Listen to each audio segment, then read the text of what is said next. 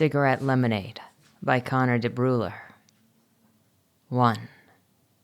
She watched him disappear into the black willows and turned on the car radio. The first station was a Holy Roller broadcast. "Enmity, you will be damned! Live by the sword, die by the sword!" The preacher continued to yell while Smaug dragged the body into a thicket between the walls of chain link topped with barbed wire. Some hippier college punk had tossed musa seeds into the overgrown lot a few seasons ago, and now a fat-leaved banana tree grew out of the tangle of weeds and indigenous foliage. Everything looked phony under the sodium vapor lamps, like a plastic plant display in a courtyard of a hotel or shopping mall. Dizzy turned the dial and listened to a redneck rock anthem that reminded her of high school football games and summer evenings in the parking garage of the empty buildings where the technical school used to be. Back in those days, the night bird squawked and sailed out of the trees where Smaug had dragged the dead man's body by his armpits. Dizzy started the engine. Smaug kept his eyes moving and his mouth shut for a long time. Dizzy wanted to ask him, just out of pure curiosity, how much cash he had on him and whether he had found any drugs in the dead man's pockets. But she could see how much inner conflict he was dealing with and didn't. Smaug sat silently in the passenger seat, his head resting against the black mirror of the window. The woods and small impoverished houses rushed past the silvery outline of his face. Dizzy turned her neck, reminding herself to keep her hands at 2 and 10 and her eyes on the road. He hadn't killed that many people yet. Each time was different. The worst were the ones that he hadn't expected. No one liked surprises. Smaug was a planner, not a wing-it type like her. When he finally said something over the rock radio station, it seemed that he was continuing a conversation that had started in his head. "Novaker's right. We aren't built for this," he said. Dizzy grabbed his hand for the first time since they had met. "Novak isn't as slick as he thinks he is. You know what my dad told me once? My biological father, the Hell's Angel, not the jack-off in Lake City. He told me, and of course he said my real name first, not Dizzy, but you get the gist. He says, Dizzy, the older they get, the better they were. I think most of Novak's stuff is horse shit." Smaug appeared genuinely cheered up by this sentiment and finished taking off the other latex glove before balling them up and stashing them in the Burger King wrapper. He put the dead man's money between them and the cup holders. Dizzy caught a faint glimpse of that distinctive bluish-green tint on the outer bill in the passing glow of a streetlight. 100. Goddamn. Is that all he had on him? Smaug showed the little baggie of powder between his fingers. "What's that?" "Heroin, probably," he said. "That could get us in trouble," she said. "You should toss that." "You think so?"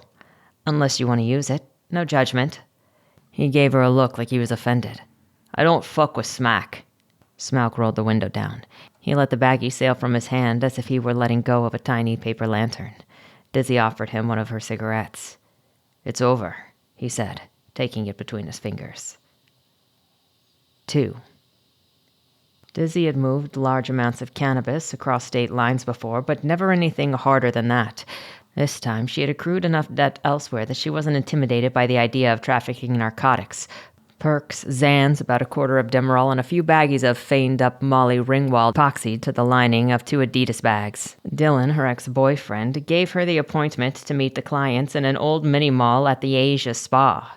One of the workers, a jovial-looking Asian woman in her 40s, gave her the up and down and asked in an accent if Dizzy wanted a massage. Dizzy showed her the name on the scrap of paper without saying a word and handed the woman $20 for her trouble. The massage worker nodded and took her to a back room where a group of elderly Asian women sat around a cable-spool table in plastic chairs. No one deals drugs because life is going swimmingly. The gathering of elderly matriarchs had been feeling the heat since their main massage location was raided.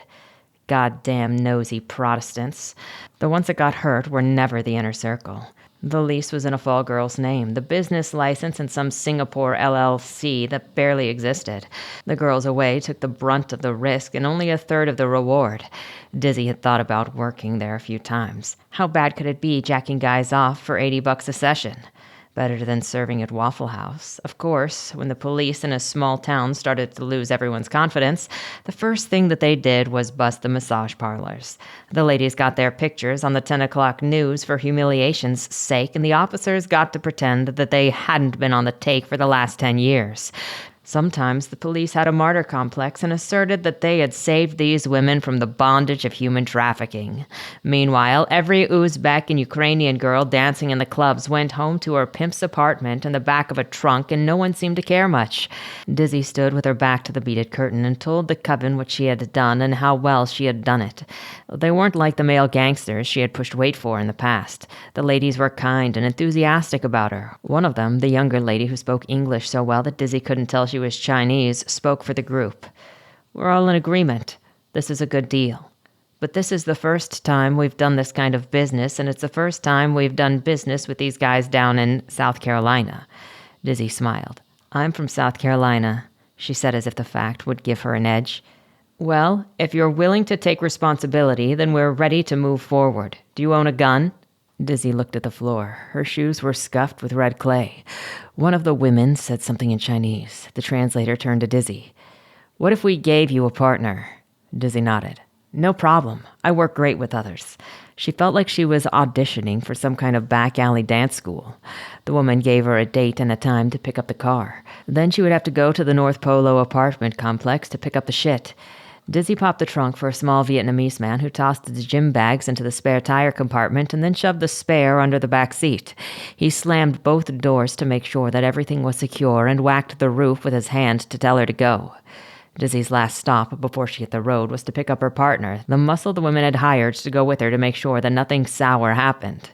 It lowered her share, but she still needed the money. Next time, she'd get a gun. A cheap one. The women were adamant that no one could use their real names, so she chose the name Dizzy from somewhere deep within her subconscious, and the women told her that the guy she was bringing would be called Smoke. She figured his name was Smoke until she picked him up in front of the Smoke Bail Bonds Company. She wasn't expecting a white guy. "Are you Smoke?" "Dizzy?" "Yeah." He got inside the indistinct black sedan and she started toward the interstate. Smoke dressed older than he looked. Maybe he was trying to appear tough. He wore faded brown leather jacket over a khaki-colored bowling shirt with dark jeans and sharp-looking boots. She couldn't find any tattoos on him, but someone, or himself, had carved a frowning face into his wrist. She noticed it when he extended his hand to tap his ash into a butt bucket. "So, you're the muscle." She noticed him smile. "I'm just here to make sure nothing bad happens to you." "You mean the merch?" "You're here to make sure nothing bad happens to the merch." "I'm here to help," he said, and left it at that.